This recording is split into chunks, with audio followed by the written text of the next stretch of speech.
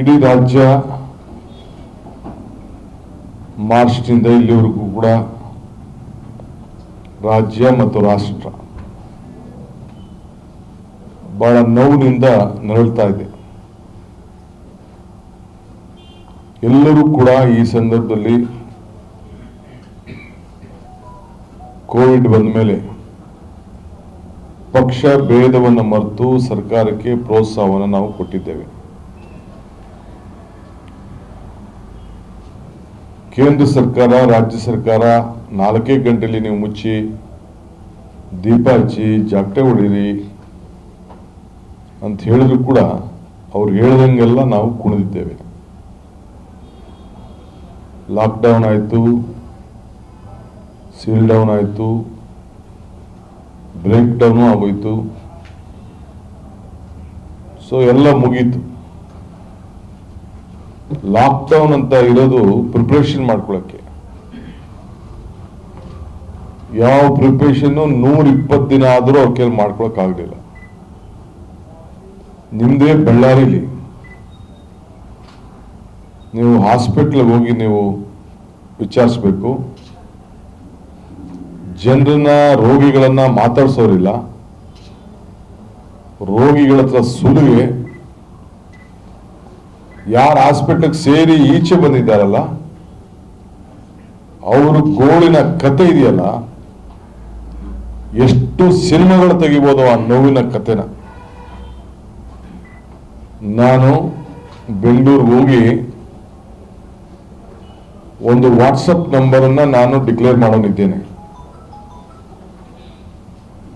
ಇಲ್ಲಿಗೆ ಬರಬೇಕಾದ್ರೆ ನಾನು ಹೆಸರುಗಳು ಹೇಳುವುದಿಲ್ಲ. ಒಬ್ಬ ಮಾಜಿ ಮಂತ್ರಿ ಕೋವಿಡ್ ವಿಚಾರದಾಗ ಹಾಸ್ಪಿಟಲ್ ಸೇರಿಸಿದ್ರು. 17 ಲಕ್ಷ ಬಿಲ್ ಆಗಿದೆ 10 ದಿನಕ್ಕೆ. 17 ಲಕ್ಷ ಬೆಂಗಳೂರಲ್ಲಿ. ಅಂದ್ರೆ ಒಬ್ಬ ಮಾಜಿ ಮಂತ್ರಿಗೆ 17 ಲಕ್ಷ ಬಿಲ್ ಆಗಿದೆ ಅಂತ ಹೇಳಿದ್ರೆ ಇನ್ನ ಬೇರೆ ಸಾಮಾನ್ಯ ಜನದ ಬದುಕು ಯಾವ ರೀತಿ ಇರಬೇಕು ಅಂತ ಹೇಳಿ. ಈ ರೋಗ ಅವ್ರು ತೆಗೆದುಕೊಂಡು ಬಂದಿದ್ರ ರೋಗನ ಜನರಿಗೆ ಸರ್ಕಾರ, ಕೇಂದ್ರ ಸರ್ಕಾರ, ರಾಜ್ಯ ಸರ್ಕಾರ ಹೊರಗಡೆಯಿಂದ ಬಂದಂತ ಜನರನ್ನ ನೀವು ನಿಯಂತ್ರಣ ಮಾಡದೆ, ನಿಲ್ಲಿಸದೆ, ಇಡೀ ರೋಗವನ್ನ ನೀವು ನಿಭಾಯಿಸಕ್ಕಾಗದೆ ನೀವು ಹಂಚಿದ್ರಿ. ಅವ್ರಿಗೆ ಇವತ್ತು ನೀವು ಉಚಿತವಾಗಿ ಆರೋಗ್ಯದ ಸೇವೆಯನ್ನ ಮಾಡಕ್ಕಾಗದೆ ಯಾರು ಸೇರಿ ಹಾಸ್ಪಿಟಲ್ ಕರ್ಕೊಂಡೋಗಿ ಒತ್ತಡದ ಮೇಲೆ ಕೆಲವೆಲ್ಲ ನೀವು ಸೇರಿಸಿದ್ರಿ. ಎಷ್ಟೋ ರೆಕಾರ್ಡ್ಗಳು ನೆನ್ನೆಲ್ಲ ನಾನು ಕೇಳಿದೆ. ನಾನು ಗುಲ್ಬರ್ಗದಿಂದ ಬರ್ಬೇಕಾದ್ರೆ ಗಾಡಿಯಲ್ಲಿ ಹಾಕೊಂಡು ಯಾರ ನೋವು ಏನು ಅಂತ ಒಂದು 20 ರೆಕಾರ್ಡ್ಗಳನ್ನು ನಾನು ಕೇಳಿದೆ. ಒಬ್ಬನಿಗೆ ಏನೋ ಒಂದು ಸಂಕೇತ ಆಯ್ತು, 20 ಜನಕ್ಕೆ ಬಲವಂತವಾಗಿ ಎತ್ಕೊಂಡೋಗಿ ಅವ್ರನ್ನ ಕ್ವಾರಂಟೈನ್ ಮಾಡಿ ಅವರಿಗೆ ಕೊಡಬಾರ್ದು ಕಿರುಕುಳ ಕೊಟ್ಟು ತಿರುಗಿ ಅವ್ರಿಗೆ ದುಡ್ಡುಗಳು ಕೊಟ್ಕೊಂಡು ಈಚೆ ಬಂದು ಸುಮ್ಮನೆ 2 ಪಿಲ್ಸ್ ಕೊಟ್ಟು ಸರಿಯಾಗಿದ್ರು ಕೂಡ ಅವ್ರನ್ನ ಈ ಬಿಲ್ಗಳು ಮಾಡಿಕೊಂಡು ಈ ಉಸಲಿಯ ದಂಧೆ ಇದೆಯಲ್ಲ, ಒಂದ್ ಕಡೆ ಖರೀದಿ ಮಾಡಂತ ಎಲ್ಲ ವಸ್ತುದಲ್ಲೂ ಕೂಡ ಲೂಟಿ ಆಗಿದ್ದನ್ನ ನಾವು ಈಗಾಗಲೇ ನಿಮ್ಗೆ ಮುಂದೆ ಇಟ್ಟಿದ್ದೇವೆ. ಸುಮಾರು 2,000 ಕೋಟಿಯಷ್ಟು ಮೊನ್ನೆ ತಾನೇ ಇಲ್ಲಿ ರಾಮಲಿಂಗಾರೆಡ್ಡಿ ಅವರು ಕೂಡ ಬಂದು, ಉಗ್ರಪ್ಪನವರು, ನಮ್ಮ ನಾಯಕರುಗಳೆಲ್ಲ ಬಂದು ತಿಳಿಸಿದ್ದಾರೆ. ಈಗ ಪೇಷಂಟ್ಗಳನ್ನ ಹತ್ರ ಹಾಸ್ಪಿಟಲ್ ಅವ್ರ ಹತ್ರ ಪ್ರಾರಂಭದಲ್ಲೇ ನೀವೊಂದು ಕರೆದು ಮಾತುಕತೆ ಮಾಡಿದೆ, ಅವ್ರ ಮುಖಾಂತರ ಸುಲಿಗೆ, ಅದರಲ್ಲಿ ಭಾಗ ಯಾರೋ 2 ಆಫೀಸರ್ ವಾಪಸ್ ಕೊಡಿಸಿದ್ದನ್ನ ನಾನು ಮಾಧ್ಯಮದಲ್ಲಿ ಓದಿದೆ. ಇಡೀ ಸರ್ಕಾರನೇ ನಾವು ಯಾರ ಹತ್ರ ಕೂಡ ನೀವು ಹಣನ ಕಲೆಕ್ಟ್ ಮಾಡಬೇಡಿ,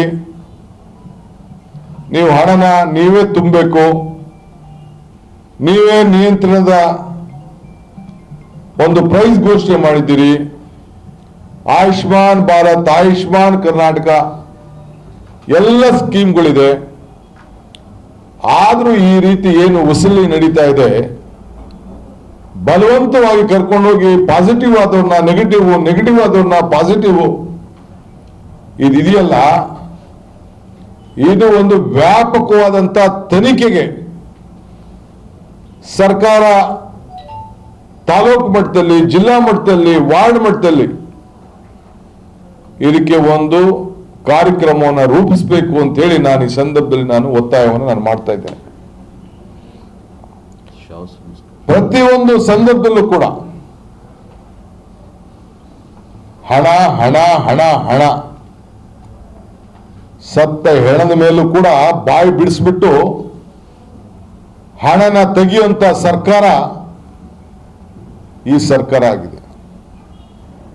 ನಿಯಂತ್ರಣ ಮಾಡಲಿಕ್ಕೆ ಎಷ್ಟು ಜನ ಮಂತ್ರಿಗಳು ಬಂದೋದ್ರು, ಎಷ್ಟು ಜನ ಮಂತ್ರಿಗಳು ಹಾಸ್ಪಿಟಲ್ಗೆ ಹೋದ್ರು, ಎಷ್ಟು ಜನ ಮಂತ್ರಿಗಳು ಶವ ಸಂಸ್ಕಾರಕ್ಕೆ ಗೌರವವನ್ನು ಕೊಟ್ಟರು, ಸರ್ಕಾರ ಯಾವ ರೀತಿ ಈ ಹೆಣಗಳನ್ನ ಕಂಡ್ರು. ಇಡೀ ಬಳ್ಳಾರಿ ಎಷ್ಟು ಸ್ವಾಭಿಮಾನದ ಜನ, ಬದುಕಿನ ಜನ, ಇಡೀ ಬಳ್ಳಾರಿ ಎಷ್ಟು ಹೆಸರಾಗಿದ್ದಂತ ಬಳ್ಳಾರಿಗೆ ಈ ಹೆಣವನ್ನ ಇಲ್ಲಿ ನೀವು ಬಿಸಾಕಿದ ರೀತಿ ಇದೆಯಲ್ಲ, ಇಡೀ ಕರ್ನಾಟಕ ರಾಜ್ಯಕ್ಕೆ ಮಾನವೀಯತೆಗೆ ಒಂದು ದೊಡ್ಡ ಕಪ್ಪು ಚುಕ್ಕಿಯನ್ನ ಸರ್ಕಾರ ಆಗ್ತಿರೋದಕ್ಕೆ ನಿಮ್ಮಲ್ಲಿರಂತ ಮಾಧ್ಯಮ ಸ್ನೇಹಿತರು ಅದನ್ನ ದೃಶ್ಯಗಳನ್ನ ಬಿಡುಗಡೆ ಮಾಡೋದಕ್ಕೆ ನಿಮ್ಗೊಂದು ಕೋಟಿ ನಮಸ್ಕಾರಗಳನ್ನು ಅರ್ಪಿಸಲಿಕ್ಕೆ ನಾನು ಬಯಸ್ತಾ ಇದ್ದೀನಿ. ವರ್ಚುವಲ್ ಮೀಟಿಂಗ್, ನಿಮ್ ಸೋಷಿಯಲ್ ಡಿಸ್ಟೆನ್ಸ್ ಮಾಡಕ್ಕಾಗಲ್ಲ ಅಂದ್ರೆ ವಿಡಿಯೋ ಈಗ ಎಲ್ಲ ಚೀಫ್ ಮಿನಿಸ್ಟರ್, ಪ್ರೈಮ್ ಮಿನಿಸ್ಟರ್ ಎಲ್ಲ ಮಾಡಿದ್ರು ವರ್ಚುವಲ್ ಮೀಟಿಂಗ್. ಎಲ್ಲ ಮೆಂಬರ್ಸ್ ಎಲ್ಲ ಅವ್ರ ಮನೇಲಿ ಕೂತ್ಕೊಂಡು ಈ ಪಬ್ಲಿಕ್ ಅಕೌಂಟ್ಸ್ ಮೀಟಿಂಗ್ ಮಾಡಿ ವಿಸಿಟ್ ಮಾಡಿ ಸೈಟ್ಗಳನ್ನ ಅರ್ಧ ಗಂಟೆ 1 ಗಂಟೆಗೆಲ್ಲ ಪುಸ್ತಕಗಳೆಲ್ಲ ತೆಗೆದಿಟ್ಟಿದೀವಿ, ಬಂದು ನೋಡ್ಕೊಂಡು ಹೋಗ್ರಿ ಅಂತ ಕರೆದ್ರಲ್ಲ ಮುಖ್ಯಮಂತ್ರಿಗಳು, ಚೀಫ್ ಸೆಕ್ರೆಟರಿ ಹೇಳಿದೀನಿ ಅಂತ. ಎಲ್ಲ ಮಾಡದನ್ನ ತಪ್ಪು ದಾಖಲೆಗಳ ಸಮೇತ ಈಗಾಗಲೇ ಕೋರ್ಟ್ಗೂ ಅಫಿಡವಿಟ್ ಮಾಡಿದ್ದಾರೆ. ನಮ್ಗೆ ಪ್ರತಿಯೊಂದು ನೋಡಿ ಎಲ್ಲ ಕಡೆ ಯಾವ ರಾಜ್ಯದಲ್ಲಿ ಎಷ್ಟೆಷ್ಟು ಇದ್ದಾರೆ, ಎಷ್ಟೆಷ್ಟು ಅಂತ ನಮ್ಮ ಹತ್ರ ದಾಖಲೆ ಇದೆ. ಒಂದೊಂದಕ್ಕೂ ಎಷ್ಟೆಷ್ಟು ಸೆಂಟ್ರಲ್ ಗೌರ್ಮೆಂಟ್ ಎಷ್ಟು ಖರೀದಿ ಮಾಡ್ತು, ಸ್ಟೇಟ್ ಗೌರ್ಮೆಂಟ್ ಏನ್ ಮಾಡ್ತು, ಎಲ್ಲ ದಾಖಲೆ ಪ್ರತಿಯೊಂದು ಕೂಡ ನಮ್ಮ ಹತ್ರ ಇಲ್ಲಿದೆ. ನೆಕ್ಸ್ಟ್ ಈಗ ಫಸ್ಟ್ ಜತಾನೇ ಇದೆ. ಈಗ ನೋಟಿಸ್ ನಮ್ ಕೊಟ್ಟವರಲ್ಲ, ನಾನು ಒಬ್ನೇ ಕೇಳ್ತಾ ಇದ್ದೀನ, ಒಬ್ಬ ನೀವು ಕೂಡ ನನಗೆ ಈ ದೇಶನ ಉಳಿಸ್ಲಿಕ್ಕೋಸ್ಕರ ಸಂವಿಧಾನದ ಪಿಲ್ಲರ್ಗಳು ನೀವು. ಪ್ರಜಾಪ್ರಭುತ್ವದಲ್ಲಿ ಕಾರ್ಯಾಂಗ, ಶಾಸಕಾಂಗ, ನ್ಯಾಯಾಂಗ, ಪತ್ರಿಕಾರಂಗ. ನೀವೇನೇನು ಪ್ರಿಂಟ್ ಮಾಡಿದ್ದೀರಿ ಅದೇ ನನಗೆ ತಿಳಿದು, ನೀವೇನೇನು ಹೇಳಿದಿರಿ ಇದ್ರ ಮೇಲೆ ನಾವು ಹೋಗಿದ್ದು. ಬೆಡ್ಡಿನ ವಿಚಾರ ನೀವೇ ತೋರಿಸಿದ್ ನಮ್ಗೆ 10,500 ಬೆಡ್ ಅಂತ. ಅಲ್ಲಿ ನೋಡಿದ್ರೆ ಬಾಡಿಗೆ ತಗೋತಾ ಇದೀವಿ ಅಂತ. ತಿರ್ಗಾ ಕೇಳಿದ ಮೇಲೆ ಇಲ್ಲ ನಾವು ಖರೀದಿ ಮಾಡ್ಬಿಡ್ತೀವಿ ಅಂತ. ತಿರ್ಗಾ ಅದನ್ನ ಹಾಸ್ಪಿಟಲ್ ಎತ್ಕೊಂಡು ನಿಮ್ಮ ಹಾಸ್ಟೆಲ್ಗೆ ಹಾಕ್ತೀವಿ ಅಂತ, ನಮ್ಮ ಮಕ್ಕಳಿಗೆ ಹಾಸ್ಟೆಲ್ಗೆ, ಬಳ್ಳಾರಿ ಹಾಸ್ಟೆಲ್ ಕಳಿಸ್ತೀವಿ ಅಂತ ಹೇಳಿದ್ಮೇಲೆ ನಿಮ್ಮ ಮಂತ್ರಿಗಳ ಮನೆ ಕಳ್ಸಪ್ಪ, LH ಕಳ್ಸು ಅಂತ ಹೇಳಿದ್ಮೇಲೆ ಅದನ್ನ ಸುಡ್ತೀವಿ ಅಂತ ಹೇಳಿದ್ರು. ಇದಕ್ಕೆಲ್ಲ ಗೌರವ ರಕ್ಷೆ ಕೊಟ್ಟವರು ನೀವು ಮಾಧ್ಯಮದವರು, ನಿಮ್ಗೊಂದು ಸಲ್ಯೂಟ್. ಸಲಾ ಜನತೆ ಮೇಲೆ ಬಹಳ ಅಭಿಮಾನ ಇಟ್ಟು ಬಂದಿದ್ದೇನೆ. ರಾಜಕೀಯವಾಗಿ ತಾವೆಲ್ಲ ನಮ್ಮ ಪಕ್ಷಕ್ಕೆ, ನಮಗೆಲ್ಲರೂ ಕೂಡ ತಾವೆಲ್ಲ ಆಶೀರ್ವಾದ ಮಾಡಿದ್ದೀರಿ, ಪ್ರೋತ್ಸಾಹ ನೀಡಿದ್ದೀರಿ, ಅನೇಕ ಸಲಹೆಗಳನ್ನ ಕೊಟ್ಟಿದ್ದೀರಿ, ಕಷ್ಟಕಾಲದಲ್ಲಿರುವಂತಹ ಜನರ ಮಧ್ಯೆ ನಿಂತಿದ್ದೀರಿ. ಅದಕ್ಕೆ ಬಳ್ಳಾರಿಯ ಮಾಧ್ಯಮ ಸ್ನೇಹಿತರಿಗೆ ನಾನು ನಿಮಗೆ ಕೃತಜ್ಞತೆಯನ್ನು ಅರ್ಪಿಸಲಿಕ್ಕೆ ನಾನು ಬಯಸ್ತಾ ಇದ್ದೀನಿ.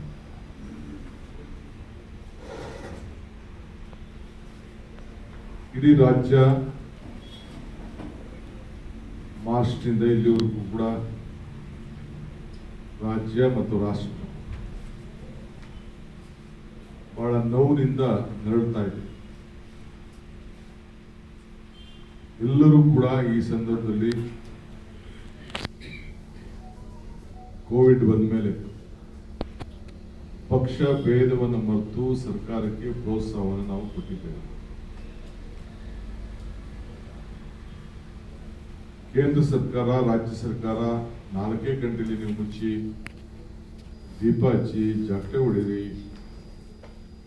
ಅಂತ ಹೇಳಿದ್ರು ಕೂಡ ಅವ್ರು ಹೇಳ್ದಂಗೆಲ್ಲ ನಾವು ಕುಣಿದಿದ್ದೇವೆ. ಲಾಕ್ಡೌನ್ ಆಯಿತು, ಸೀಲ್ ಡೌನ್ ಆಯಿತು, ಬ್ರೇಕ್ ಡೌನ್ ಆಗೋಯ್ತು.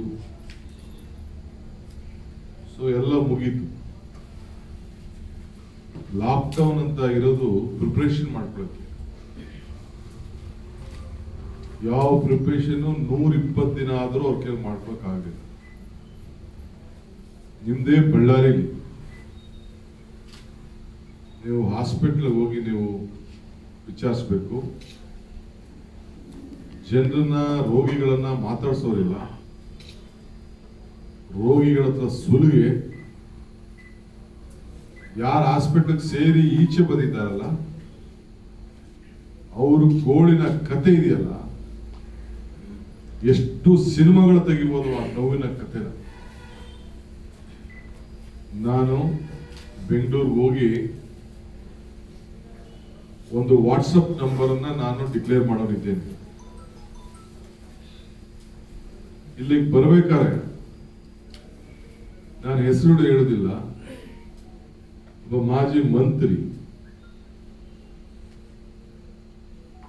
ಕೋವಿಡ್ ವಿಚಾರದಾಗ ಹಾಸ್ಪಿಟಲ್ ಸೇರಿ 17 ಲಕ್ಷ ಬಿಲ್ ಆಗಿದೆ. 17 ಲಕ್ಷ ಬೆಂಗಳೂರಲ್ಲಿ. ಅಂದ್ರೆ ಒಬ್ಬ ಮಾಜಿ ಮಂತ್ರಿಗೆ 17 ಲಕ್ಷ ಬಿಲ್ ಆಗಿದೆ ಅಂತ ಹೇಳಿದ್ರೆ ಇನ್ನ ಬೇರೆ ಸಾಮಾನ್ಯ ಜನದ ಬದುಕು ಯಾವ ರೀತಿ ಇರಬೇಕು ಅಂತ ಹೇಳಿ. ಈ ರೋಗ ಅವ್ರು ತಿಳ್ಕೊಂಡು ಬಂದಿದ್ರ? ರೋಗನ ಜನರಿಗೆ ಸರ್ಕಾರ, ಕೇಂದ್ರ ಸರ್ಕಾರ, ರಾಜ್ಯ ಸರ್ಕಾರ, ಹೊರಗಡೆಯಿಂದ ಬಂದಂತ ಜನರನ್ನ ನೀವು ನಿಯಂತ್ರಣ ಮಾಡದೆ, ನಿಲ್ಲಿಸದೆ, ಇಡೀ ರೋಗವನ್ನ ನೀವು ನಿಭಾಯಿಸಕ್ಕಾಗದೆ ನೀವು ಹಂಚಿದ್ರಿ. ಅವ್ರಿಗೆ ಇವತ್ತು ನೀವು ಉಚಿತವಾಗಿ ಆರೋಗ್ಯದ ಸೇವೆನ ಮಾಡಕ್ಕಾಗದೆ ಯಾರ ಸೇರಿ ಹಾಸ್ಪಿಟಲ್ ಕರ್ಕೊಂಡೋಗಿ ಒತ್ತಡದ ಮೇಲೆ ಕೆಲವರೆಲ್ಲ ನೀವು ಸೇರಿಸಿದ್ರಿ. ಎಷ್ಟೋ ರೆಕಾರ್ಡ್ಗಳು ನೆನ್ನೆಲ್ಲ ನಾನು ಕೇಳಿದೆ. ಗುಲ್ಬರ್ಗದಿಂದ ಬರ್ಬೇಕಾದ್ರೆ ಗಾಡಿಯಲ್ಲಿ ಹಾಕೊಂಡು ಯಾರ ನೋವು ಏನು ಅಂತ ಒಂದು 20 ರೆಕಾರ್ಡ್ಗಳನ್ನು ನಾನು ಕೇಳಿದೆ. ಒಬ್ರಿಗೆ ಏನೋ ಒಂದು ಸಂಕೇತ ಆಯ್ತಾನೆ 20 ಜನಕ್ಕೆ ಬಲವಂತವಾಗಿ ಎತ್ಕೊಂಡೋಗಿ ಅವ್ರನ್ನ ಕ್ವಾರಂಟೈನ್ ಮಾಡಿ ಅವ್ರಿಗೆ ಕೊಡಬಾರ್ದು ಕಿರುಕುಳ ಕೊಟ್ಟು ಅವ್ರು ದುಡ್ಡುಗಳು ಕೊಟ್ಕೊಂಡು ಈಚೆ ಬಂದು ಸುಮ್ಮನೆ 2 ಪಿಲ್ಸ್ ಕೊಟ್ಟು ಸರಿಯಾಗಿದ್ರು ಕೂಡ ಅವ್ರನ್ನ ಈ ಬಿಲ್ಗಳು ಮಾಡಿಕೊಂಡು ಈ ಉಸುಲಿಯ ದಂಧೆ ಇದೆಯಲ್ಲ, ಒಂದ್ ಕಡೆ ಖರೀದಿ ಮಾಡಂತ ಎಲ್ಲ ವಸ್ತುದಲ್ಲೂ ಕೂಡ ಲೂಟಿ ಆಗಿದ್ದನ್ನ ನಾವೀಗಾಗಲೇ ನಿಮ್ಗೆ ಮುಂದೆ ಇಟ್ಟಿದ್ದೇವೆ. ಸುಮಾರು 2,000 ಕೋಟಿಯಷ್ಟು ಮೊನ್ನೆ ತಾನೇ ಇಲ್ಲಿ ರಾಮಲಿಂಗಾರೆಡ್ಡಿ ಅವರು ಕೂಡ ಬಂದು, ಉಗ್ರಪ್ಪನವರು, ನಮ್ಮ ನಾಯಕರುಗಳೆಲ್ಲ ಬಂದು ತಿಳಿಸಿದ್ದಾರೆ. ಈಗ ಪೇಷಂಟ್ಗಳನ್ನ ಹತ್ರ ಹಾಸ್ಪಿಟಲ್ ಅವ್ರ ಹತ್ರ ಪ್ರಾರಂಭದಲ್ಲೇ ನೀವು ಒಂದು ಕರೆದು ಮಾತುಕತೆ ಮಾಡಿದೆ, ಅವ್ರ ಮುಖಾಂತರ ಸುಲಿಗೆ, ಅದರಲ್ಲಿ ಭಾಗ. ಯಾರ 2 ಆಫೀಸರ್ ವಾಪಸ್ ಕೊಡಿಸಿದ್ದನ್ನ ನಾನು ಮಾಧ್ಯಮದಲ್ಲಿ ಓದಿದೆ. ಇಡೀ ಸರ್ಕಾರನೇ ನಾವು ಯಾರ ಹತ್ರ ಕೂಡ ನೀವು ಹಣನ ಕಲೆಕ್ಟ್ ಮಾಡಬೇಡಿ, ನೀವು ಹಣನ ನೀವೇ ತುಂಬಬೇಕು, ನೀವೇ ನಿಯಂತ್ರಣದ ಒಂದು ಪ್ರೈಸ್ ಘೋಷಣೆ ಮಾಡಿದ್ದೀರಿ. ಆಯುಷ್ಮಾನ್ ಭಾರತ್, ಆಯುಷ್ಮಾನ್ ಕರ್ನಾಟಕ ಎಲ್ಲ ಸ್ಕೀಮ್ಗಳಿದೆ. ಆದ್ರೂ ಈ ರೀತಿ ಏನು ಉಸುಲಿ ನಡೀತಾ ಇದೆ, ಬಲವಂತವಾಗಿ ಕರ್ಕೊಂಡೋಗಿ ಪಾಸಿಟಿವ್ ಆದವ್ರನ್ನ ನೆಗೆಟಿವ್, ನೆಗೆಟಿವ್ ಆದವ್ರನ್ನ ಪಾಸಿಟಿವ್, ಇದೆಯಲ್ಲ, ಇದು ಒಂದು ವ್ಯಾಪಕವಾದಂತ ತನಿಖೆಗೆ ಸರ್ಕಾರ ತಾಲೂಕು ಮಟ್ಟದಲ್ಲಿ, ಜಿಲ್ಲಾ ಮಟ್ಟದಲ್ಲಿ, ವಾರ್ಡ್ ಮಟ್ಟದಲ್ಲಿ ಇದಕ್ಕೆ ಒಂದು ಕಾರ್ಯಕ್ರಮವನ್ನು ರೂಪಿಸಬೇಕು ಅಂತ ಹೇಳಿ ನಾನು ಈ ಸಂದರ್ಭದಲ್ಲಿ ನಾನು ಒತ್ತಾಯವನ್ನು ನಾನು ಮಾಡ್ತಾ ಇದ್ದೀನಿ. ಪ್ರತಿಯೊಂದು ಸಂದರ್ಭದಲ್ಲೂ ಕೂಡ ಹಣ ಹಣ ಹಣ ಹಣ, ಸತ್ತ ಹೆಣದ ಮೇಲೂ ಕೂಡ ಬಾಯಿ ಬಿಡಿಸ್ಬಿಟ್ಟು ಹಣನ ತೆಗೆಯುವಂತ ಸರ್ಕಾರ ಈ ಸರ್ಕಾರ ಆಗಿದೆ. ನಿಯಂತ್ರಣ ಮಾಡಲಿಕ್ಕೆ ಎಷ್ಟು ಜನ ಮಂತ್ರಿಗಳು ಬಂದೋದ್ರು, ಎಷ್ಟು ಜನ ಮಂತ್ರಿಗಳು ಹಾಸ್ಪಿಟಲ್ಗೆ ಹೋದ್ರು, ಎಷ್ಟು ಜನ ಮಂತ್ರಿಗಳು ಶವ ಸಂಸ್ಕಾರಕ್ಕೆ ಗೌರವವನ್ನು ಕೊಟ್ಟರು, ಸರ್ಕಾರ ಯಾವ ರೀತಿ ಈ ಹೆಣಗಳನ್ನ ಕಂಡ್ರು. ಇಡೀ ಬಳ್ಳಾರಿ ಎಷ್ಟು ಸ್ವಾಭಿಮಾನದ ಜನ, ಬದುಕಿನ ಜನ, ಇಡೀ ಬಳ್ಳಾರಿ ಇಷ್ಟು ಹೆಸರಾಗಿದ್ದಂತ ಬಳ್ಳಾರಿಗೆ ಈ ಹೆಣವನ್ನ ಇಲ್ಲಿ ನೀವು ಬಿಸಾಕಿದ ರೀತಿ ಇದೆಯಲ್ಲ, ಇಡೀ ಕರ್ನಾಟಕ ರಾಜ್ಯಕ್ಕೆ ಮಾನವೀಯತೆಗೆ ಒಂದು ದೊಡ್ಡ ಕಪ್ಪು ಚುಕ್ಕಿಯನ್ನ ಸರ್ಕಾರ ಆಗ್ತಿರೋದಕ್ಕೆ ನಿಮ್ಮಲ್ಲಿರುವಂತ ಮಾಧ್ಯಮ ಸ್ನೇಹಿತರು ಅದನ್ನ ದೃಶ್ಯಗಳನ್ನ ಬಿಡುಗಡೆ ಮಾಡೋದಕ್ಕೆ ನಿಮ್ಗೊಂದು ಕೋಟಿ ನಮಸ್ಕಾರಗಳನ್ನು ಅರ್ಪಿಸಲಿಕ್ಕೆ ನಾನು ಬಯಸ್ತಾ ಇದ್ದೇನೆ. ಅದಾದ ಮೇಲೆ ಸ್ವಲ್ಪ ಕಂಟ್ರೋಲ್. ಇದು ಭಾರತೀಯ ಜನತಾ ಪಕ್ಷದ ಸರ್ಕಾರದ ಸಂಸ್ಕೃತಿ.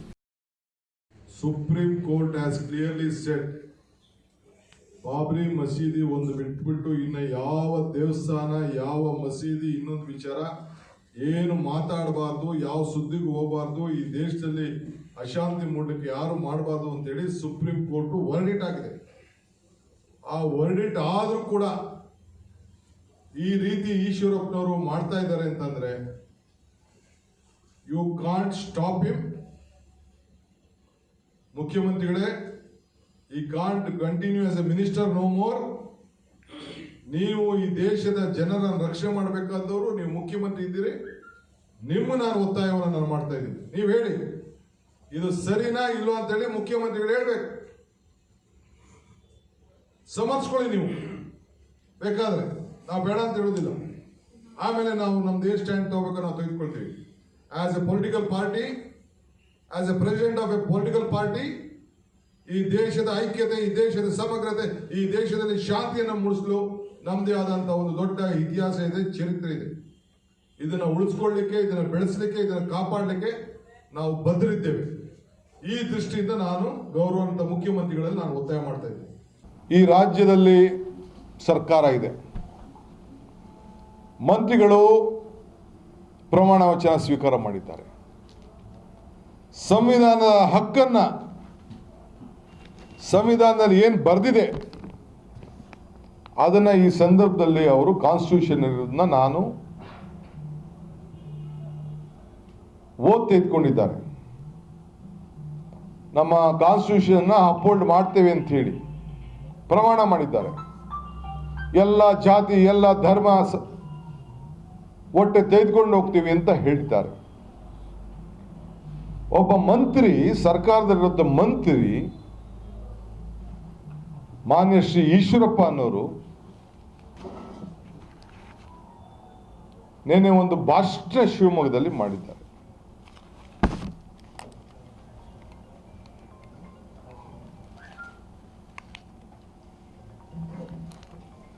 Eshwarappa harps on Kashi and Mathura ಅಂತೇಳಿ.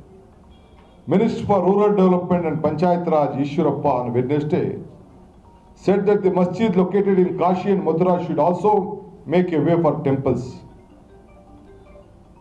ಈ ಕರಸೇವಕರು ಈ ರೀತಿ ಮುಂದಾಗಬೇಕು ಅಂತ ಹೇಳಿ ಜನರನ್ನ ಎತ್ಕಟ್ಬಿಟ್ಟು ಶಾಂತಿ ಭಂಗವನ್ನು ಮಾಡಲಿಕ್ಕೆ ಇವತ್ತು ಹೊರಟಿದ್ದಾರೆ. ಅಯೋಧ್ಯದಂತೆ ಮಥುರಾ ಕಾಶಿಗಳ ಮಸೀದಿಗಳನ್ನು ತೆರವುಗೊಳಿಸಿ ಮಂದಿರಗಳನ್ನು ಸ್ವತಂತ್ರಗೊಳಿಸಬೇಕಾಗಿದೆ. ಕಾಶಿ ವಿಶ್ವನಾಥ, ಮಥುರಾ ಶ್ರೀ ಕೃಷ್ಣ ದೇವಾಲಯಗಳಲ್ಲಿ ದೇವರ ದರ್ಶನಕ್ಕೆ ತೆರಳದೆ ಹಿಂದೂಗಳು ಗುಲಾಮತನ ಬಸುವಾಗುತ್ತಿದೆ. ಮುಖ್ಯಮಂತ್ರಿಗಳೇ, ನಾನು ಈಶ್ವರಪ್ಪ ಅಂತ ಮಾತಾಡ್ತಾ ಇಲ್ಲ. Is A minister in government. ರಾಜ್ಯಪಾಲರು ಅವ್ರಿಗೆ ಬೋಧನೆ ಕೊಟ್ಟಿದ್ದಾರೆ. ನೀವು ಸರ್ಕಾರದ ಹೆಡ್, ಪಾಪ ನೀವು ಹಾಸ್ಪಿಟಲ್ ಇದ್ದೀರಾ, ನಂಗೆ ನೋವಾಗ್ತದೆ, ಆದರೆ ನಿಮ್ಮ ಜವಾಬ್ದಾರಿ ಇದು.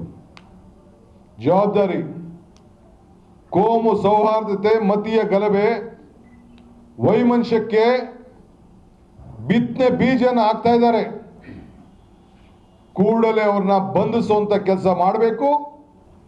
ಪೊಲೀಸ್ ಅಧಿಕಾರಿಗಳು ಕೂಡಲೇ ಸುಮೋಟೋ ಕೇಸನ್ನು ತೆಗೆದುಕೊಳ್ಬೇಕು. ಮುಖ್ಯಮಂತ್ರಿಗಳು ಅವ್ರನ್ನ ವಜಾ ಮಾಡಬೇಕು. ಇಲ್ಲ ಅಂದ್ರೆ prime ಮಿನಿಸ್ಟ್ರೇ, Honorable, I request the Honorable Prime Minister of this country, you wanted to uphold the secular forces, you uphold the secular values of this country. The country's image is under stakes. Your own minister is creating communal disturbance in this country from Karnataka.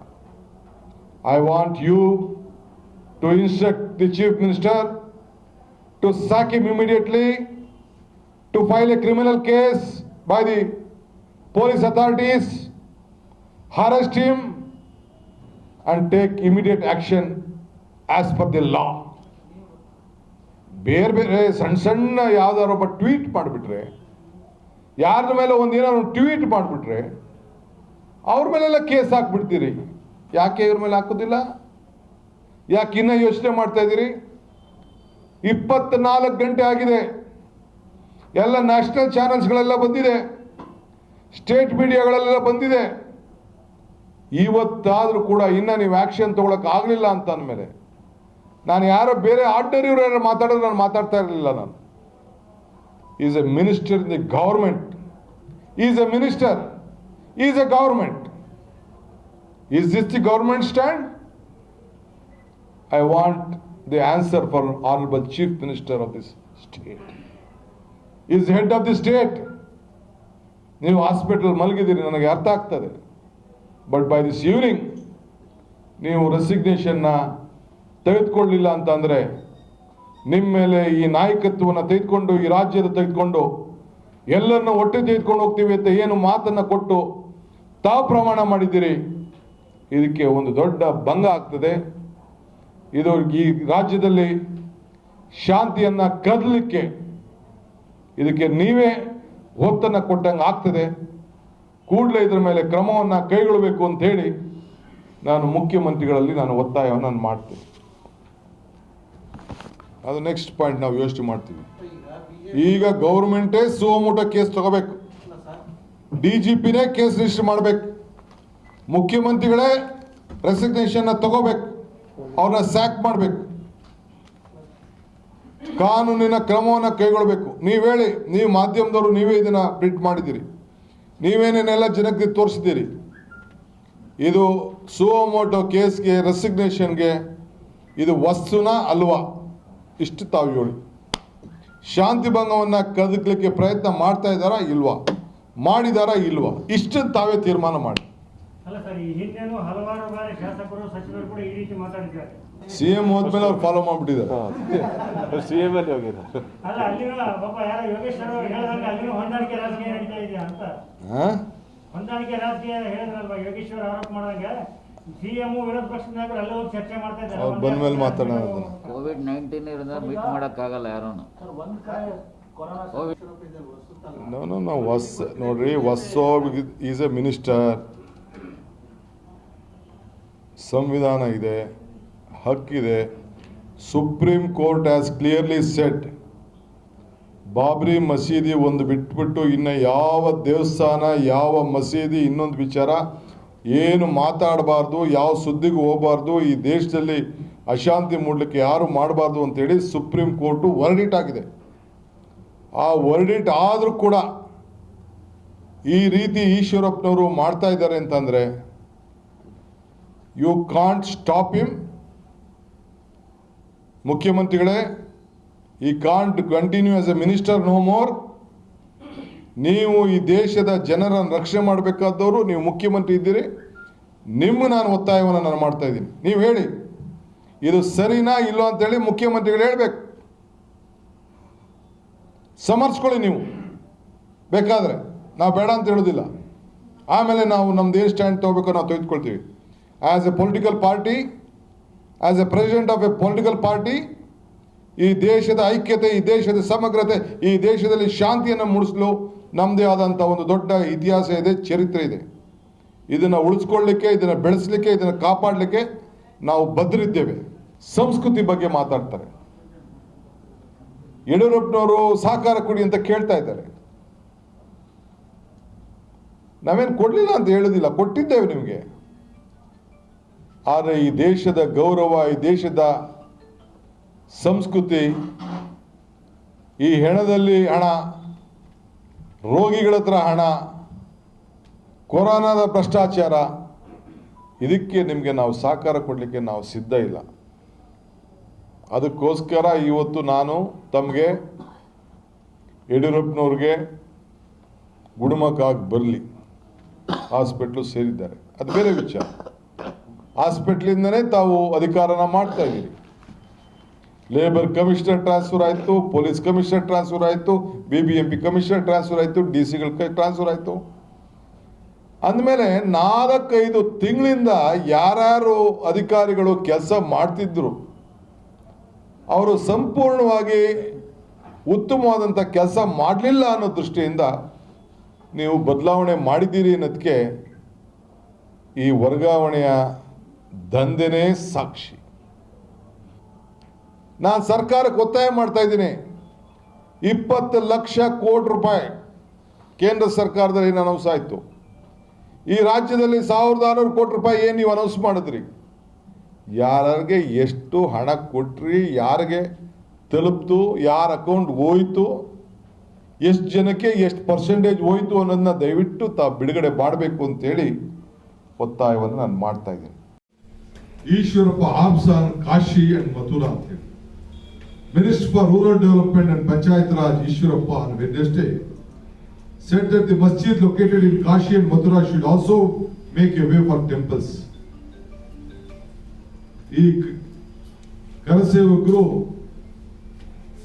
ಈ ರೀತಿ ಮುಂದಾಗಬೇಕು ಅಂತ ಹೇಳಿ ಜನರನ್ನ ಹೆದ್ಕಟ್ಬಿಟ್ಟು ಶಾಂತಿ ಭಂಗವನ್ನು ಮಾಡಲಿಕ್ಕೆ ಇವತ್ತು ಹೊರಟಿದ್ದಾರೆ. ಅಯೋಧ್ಯದಂತೆ ಮಥುರಾ ಕಾಶಿಗಳ ಮಸೀದಿಗಳನ್ನು ತೆರವುಗೊಳಿಸಿ ಮಂದಿರಗಳನ್ನು ಸ್ವತಂತ್ರಗೊಳಿಸಬೇಕಾಗಿದೆ. ಕಾಶಿ ವಿಶ್ವನಾಥ, ಮಥುರಾ ಶ್ರೀಕೃಷ್ಣ ದೇವಾಲಯಗಳಲ್ಲಿ ದೇವರ ದರ್ಶನಕ್ಕೆ ತೆರಳದೆ ಹಿಂದೂಗಳು ಗುಲಾಮತನ ಬಸುವಾಗುತ್ತಿದೆ. ಮುಖ್ಯಮಂತ್ರಿಗಳೇ, ನಾನು ಈಶ್ವರಪ್ಪ ಅಂತ ಮಾತಾಡ್ತಾ ಇದ್ದೆ. Is A minister in government. ರಾಜ್ಯಪಾಲರು ಅವ್ರಿಗೆ ಬೋಧನೆ ಕೊಟ್ಟಿದ್ದಾರೆ.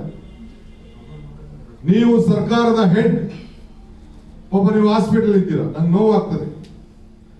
ಆದರೆ ನಿಮ್ಮ ಜವಾಬ್ದಾರಿ ಇದು. ಜವಾಬ್ದಾರಿ ಕೋಮು ಸೌಹಾರ್ದತೆ, ಮತೀಯ ಗಲಭೆ, ವೈಮನಸ್ಯಕ್ಕೆ ಬಿತ್ತನೆ ಬೀಜನ ಹಾಕ್ತಾ ಇದ್ದಾರೆ. ಕೂಡಲೇ ಅವ್ರನ್ನ ಬಂಧಿಸುವಂತ ಕೆಲಸ ಮಾಡಬೇಕು. ಪೊಲೀಸ್ ಅಧಿಕಾರಿಗಳು ಕೂಡಲೇ ಸುಮೋಟೋ ಕೇಸನ್ನ ತೆಗೆದುಕೊಳ್ಬೇಕು. ಮುಖ್ಯಮಂತ್ರಿಗಳು ಅವ್ರನ್ನ ವಜಾ ಮಾಡಬೇಕು. ಇಲ್ಲ ಅಂದ್ರೆ prime ಮಿನಿಸ್ಟ್ರೇ, honorable, I request the honorable prime minister of this country, you wanted to uphold the secular forces, you uphold the secular values of this country. The country's image is under stakes.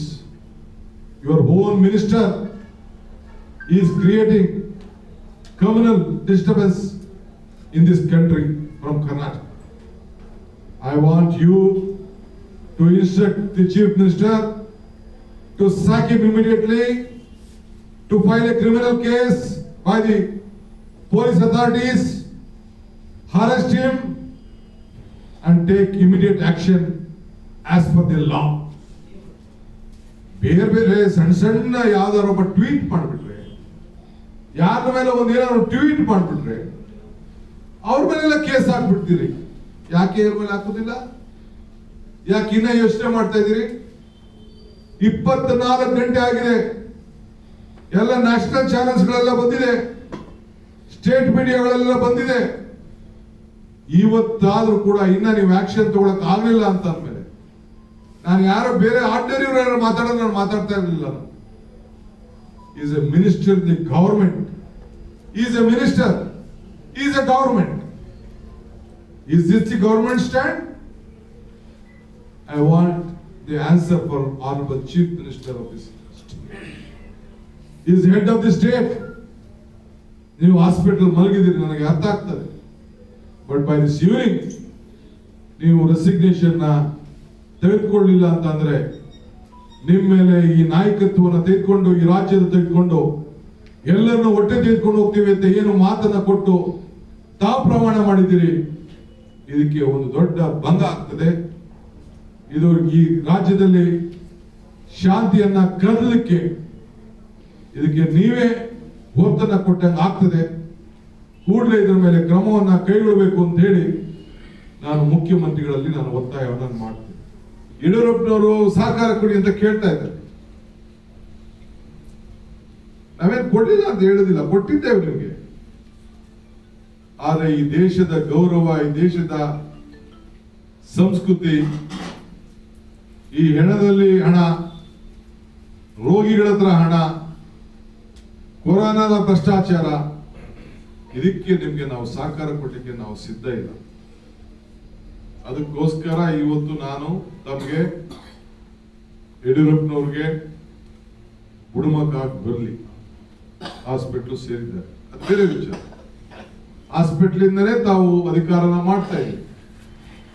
Labour commissioner transfer ಆಯ್ತು, police commissioner transfer ಆಯ್ತು, BBMP commissioner transfer ಆಯ್ತು, ಡಿಸಿಗಳ transfer ಆಯ್ತು. ಅಂದ್ಮೇಲೆ 4-5 ತಿಂಗಳಿಂದ ಯಾರ್ಯಾರು ಅಧಿಕಾರಿಗಳು ಕೆಲಸ ಮಾಡ್ತಿದ್ರು ಅವರು ಸಂಪೂರ್ಣವಾಗಿ ಉತ್ತಮವಾದಂತ ಕೆಲಸ ಮಾಡಲಿಲ್ಲ ಅನ್ನೋ ದೃಷ್ಟಿಯಿಂದ ನೀವು ಬದಲಾವಣೆ ಮಾಡಿದ್ದೀರಿ ಅನ್ನೋದಕ್ಕೆ ಈ ವರ್ಗಾವಣೆಯ ದಂಧೆನೇ ಸಾಕ್ಷಿ. ನಿಮ್ ಕೈಲಿ ಮಂತ್ರಿಗಳನ್ನ ಚೇಂಜ್ ಮಾಡಕ್ ಆಗಲಿಲ್ಲ. ನಿಮ್ ಕೈ ಹೆಲ್ತ್ ಮಿನಿಸ್ಟರ್ ಒಂದ್ ಕಡೆ ಸೈಡ್ ಗಿಟ್ರೆ ಎಜುಕೇಶನ್ ಮಿನಿಸ್ಟರ್ ತಂದ್ರಿ, ಎಜುಕೇಶನ್ ಮಿನಿಸ್ಟರ್ ಸೈಡ್ ಇಟ್ರೆ ಮೆಡಿಕಲ್ ಎಜುಕೇಶನ್ ತಂದ್ರಿ, ಅದಾದ್ಮೇಲೆ ಅವ್ರ ಸೈಡ್ ಇಟ್ರೆ ರೆವಿನ್ಯೂ ಮಿನಿಸ್ಟರ್ ತಂದ್ರಿ, ಅದಾದ್ಮೇಲೆ 8 ಜನ ಕರ್ಕೊಂಡು ಬಂದ್ರಿ. ತಂದು ಆ ಜಿಲ್ಲಾ ಮಂತ್ರಿಗಳಿಗೆ ಒಬ್ಬ ಒಂದು ಹಾಸ್ಪಿಟ್ಲ್ ಹೋಗ್ಲಿಲ್ಲ. ಆಯ್ತು, ರೈತರು ಬೆಳೆದಂತ ಬೆಲೆಗೆ, ತರಕಾರಿಗೆ, ಹಣ್ಣಿಗೆ ನಿಮ್ಮಲ್ಲೂ ಕೂಡ ಬೆಲೆನೇ ಸಿಗ್ಲಿಲ್ಲ. ಯಾರು ಕೂಡ ನೀವು ಯಾರಿಗೆ ಘೋಷಣೆ ಮಾಡಿದ್ರಿ, ನಾವು ಒತ್ತಡ ಮಾಡಿದ್ಮೇಲೆ ವೃತ್ತಿಯನ್ನ ನಂಬ್ಕೊಂಡು ಬಂದಂತ ಜನ, ನಮ್ಮ ಡ್ರೈವರ್ಗಳು, ನಮ್ಮ ಸವಿತಾ ಸಮಾಜದವರು, ನಮ್ಮ ದರ್ಜಿಯವರು, ಟೈಲರ್ಗಳು, ಅಗಸರು, ಎಲ್ಲ ಪೂಜಾರಿಗಳು ಎಲ್ಲ ಕೂಡ ವೃತ್ತಿಯನ್ನ ಉಳಿಸ್ಕೊಂಡು ಬಂದವರಿಗೆ ಕೆಲವರಿಗೆ ಘೋಷಣೆ ಮಾಡಿದ್ರು, ಕೆಲವು ಬಿಟ್ರಿ. ಆಶಾ ಕಾರ್ಯಕರ್ತರು ಇವತ್ತರೆಗೂ 10% ಕೂಡ ನಿಮ್ಗೆ ಹಣ ಕೊಡಕ್ ಆಗಿಲ್ಲ ಅಂತ ಅಂದ್ಮೇಲೆ ಯಾಕ್ರಿ ಸರ್ಕಾರ ಇರಬೇಕು? ಎಲ್ಲ ಇರಿಗೇಷನ್, ಪಿಡಬ್ಲ್ಯೂಡಿ ಬಿಲ್ಗಳು ಹೋಗ್ತಾ ಇದೆ, LOCಗಳು ರಿಲೀಸ್ ಆಗ್ತಾ ಇದೆ, ದೊಡ್ಡ ಮೀಟರ್ ಇದೆ. ಈ ಬಡವರಿಗೆ 5,000 ಕೊಡೋದಕ್ಕೆ ಸತ್ ಮೇಲೆ ಕೊಡ್ತೀರೇನ್ರಿ ಮುಖ್ಯಮಂತ್ರಿಗಳೇ? ಮಂತ್ರಿಗಳೆಲ್ಲ ಸತ್ ಮೇಲೆ, ಜನ ಸತ್ ಮೇಲೆ ಈ ಹಣ ಕೊಡ್ತಾ ಇರೋದು ಜೀವಂತವಾಗಿದ್ದು ಆರ್ಥಿಕವಾಗಿ ಆಗ್ಲಿ ಅಂತೇಳಿ ನಾನು ಸರ್ಕಾರಕ್ಕೆ ಒತ್ತಾಯ ಮಾಡ್ತಾ ಇದ್ದೀನಿ.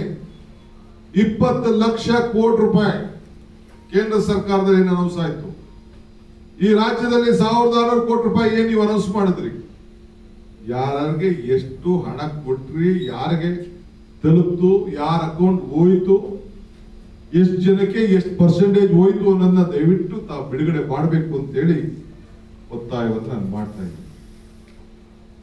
ಇನ್ನ ಕೋವಿಡ್ ಭ್ರಷ್ಟಾಚಾರ ಎಷ್ಟು ಗಂಟೆ ಮಾತಾಡಿದ್ರು ಅದು ಸಾಲದು. ಒಟ್ಟಾರೆ ಕೇಂದ್ರ ಸರ್ಕಾರ, ರಾಜ್ಯ ಸರ್ಕಾರ, ಈ ನಮ್ಮ ಮೈಗ್ರೆಂಟ್ ಲೇಬರ್ಸ್ ಅಲ್ಲ, ನೇಷನ್ ಬಿಲ್ಡರ್ಸ್, ಕಾರ್ಮಿಕರು, ರೈತರು ಎಲ್ಲರೂ ಕೂಡ ನಡ್ಕೊಂಡಂತ ರೀತಿ ಇದೆಯಲ್ಲ, ನಿಮ್ಮ ಅಣ್ಣ ತಮ್ಮಂದಿರು ಅವ್ರ ಪರಿಸ್ಥಿತಿ ಇಲ್ಲಿದ್ದಿದ್ರೆ, ಆ ಕಾರ್ಮಿಕರ ಪರಿಸ್ಥಿತಿ ಇಲ್ಲಿದ್ದಿದ್ರೆ ನಿಮ್ಗೆ ಅದ್ರ ನೋವು ಗೊತ್ತಾಗ್ತದೆ. ಆ ಬಡತನದ ನೋವು ನಿಮಗೆ ಗೊತ್ತಿಲ್ಲ, ಆ ಕೆಲಸ ಉದ್ಯೋಗಿಗಳ ನೀವು ನೋವು ಗೊತ್ತಿಲ್ಲ, ಲಾರಿ ಮಾಲೀಕರ ನೋವು, ಡ್ರೈವರ್ಗಳ ನೋವು ನಿಮ್ಗೆ ಗೊತ್ತಿಲ್ಲ. 5 ತಿಂಗಳು 6 ತಿಂಗಳು ಲಾರಿಗಳನ್ನೇ ತೆಗಿಲಿಲ್ಲ, ಆಟೋಗಳನ್ನೇ ತೆಗಿಲಿಲ್ಲ, ಟ್ಯಾಕ್ಸಿಗಳನ್ನೇ ಕಂಪ್ನಿಗಳನ್ನೇ ತೆಗಿಲಿಲ್ಲ? ಯಾಕೆ ಅವ್ರ ಟ್ಯಾಕ್ಸ್ ನ ಇನ್ನ ನೀವು ಮನ್ನಾ ಮಾಡಿಲ್ಲ? ಯಾಕೆ ಆ ಇನ್ಸೂರೆನ್ಸ್ ಕಂಪ್ನಿಗಳನ್ನ ಕರೆದು ಹೇಳ್ಬಿಟ್ಟು ನೀನು ಅದು ಸ್ಟಾಪ್ ಮಾಡೋ, ತಿರ್ಗಾ ನೆಕ್ಸ್ಟ್ ಇಯರ್ ಅದು ಕಲೆಕ್ಟ್ ಮಾಡ್ಕೊಳ್ಳಿ ಅಂತ ಹೇಳಿ ಒಂದು ಮೀಟಿಂಗ್ ಮಾಡಿ ಒಂದು ತೀರ್ಮಾನ ಮಾಡಿಲ್ಲ? ಇನ್ಸೂರೆನ್ಸ್ ಕಂಪ್ನಿಲಿ 2 ತಿಂಗಳು ಗಾಡಿ ಓಡ್ಲಿಲ್ಲ ಅಂತಂದ್ರೆ ಅವ್ರಿಗೆ ವಾಪಸ್ ಕೊಡುವಂತದ್ದು ಮುಂದಿನ ವರ್ಷಕ್ಕೆ ಅಡ್ಜಸ್ಟ್ಮೆಂಟ್ ಮಾಡಂತ ಅವಕಾಶ ಕಾನೂನಲ್ಲೇ ಇದೆ. ಮುಖ್ಯಮಂತ್ರಿಗಳೇ, ಕೂಡಲೇ ಕೆಲಸ ಮಾಡ್ಬೇಕು. ಇನ್ಸೂರೆನ್ಸ್, ಟ್ಯಾಕ್ಸ್, ಎಲ್ಲ ಅಂಗಡಿಗಳು, ಹೋಟ್ಲುಗಳು, ಬಿಲ್ಡಿಂಗ್ಗಳೆಲ್ಲ ಮುಚ್ಚೋಗಿತ್ತಲ್ಲ.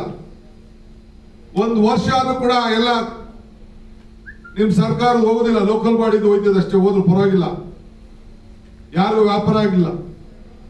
ಹೊರಗಡೆ ದೇಶದಲ್ಲಿ ಹೋಟ್ಲಿಗೆ ಹೋದ್ರೆ ಅರ್ಧ ದುಡ್ಡನ್ನ ಸರ್ಕಾರ ಕಟ್ಕೊಡ್ತಾ ಇದೆ. ಉದ್ಯೋಗ ಸೃಷ್ಟಿ ಆಗ್ಲಿ, ವ್ಯಾಪಾರಗಳು ನಡೀಲಿ, ಜನ ಈಚೆಗೆ ಬರ್ಲಿ ಅಂತೇಳಿ. ಈ ದೇಶದಲ್ಲಿ ಒಂದು ಸಣ್ಣ ಅಂತ ಒಂದು ಉದಾಹರಣೆ ಇಲ್ಲ. ನಾನೀಗಾಗಲೇ ಹೊರಗಡೆ ದೇಶದ ಅನೇಕ ಸ್ನೇಹಿತರ ಹತ್ರ ಈಗಾಗಲೇ ನಾನು ಸಂಭಾಷಣೆ ಮಾಡಿದ್ದೇನೆ. ಸತ್ಯದಲ್ಲಿ ಸತ್ಯದ ಪರಿಸ್ಥಿತಿಯನ್ನ ಆ ದೇಶಗಳಲ್ಲಿ ಮಾಡಂತ ವ್ಯವಸ್ಥೆಯನ್ನ ನಿಮ್ ಮುಂದೆ ಇಡ್ತಾ ಇದ್ದೀನಿ.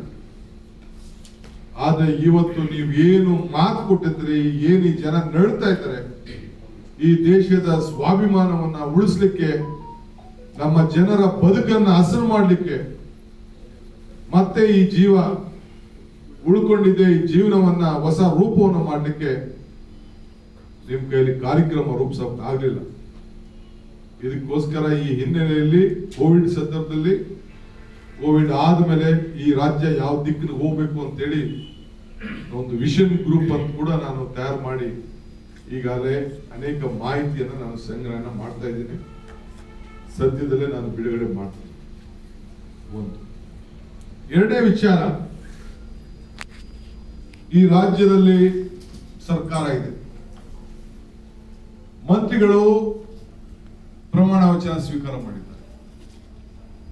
ಸಂವಿಧಾನದ ಹಕ್ಕನ್ನ, ಸಂವಿಧಾನದಲ್ಲಿ ಏನ್ ಬರ್ದಿದೆ ಅದನ್ನ ಈ ಸಂದರ್ಭದಲ್ಲಿ ಅವರು ಕಾನ್ಸ್ಟಿಟ್ಯೂಷನ್ ನಾನು ಓದ್ ತೆಗೆದುಕೊಂಡಿದ್ದಾರೆ. ನಮ್ಮ ಕಾನ್ಸ್ಟಿಟ್ಯೂಷನ್ ಅಪ್ಹೋಲ್ಡ್ ಮಾಡ್ತೇವೆ ಅಂತ ಹೇಳಿ